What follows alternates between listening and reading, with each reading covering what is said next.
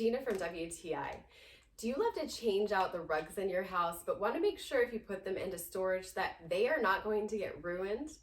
I have this beautiful wool rug that I wanted to make sure was protected. This rug storage bag from Hulsky has been exactly what I needed.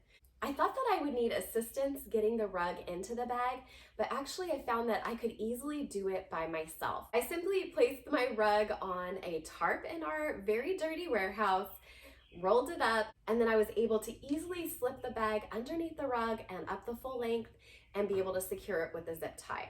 Now, I did have to get my husband to carry it up into the storage area because it's a little bit heavy for me, but I was so impressed that the bag didn't rip or tear. You can tell that this is high quality plastic, and it's really going to help keep my rug secure and safe from the rodents and other things that we have in our warehouse.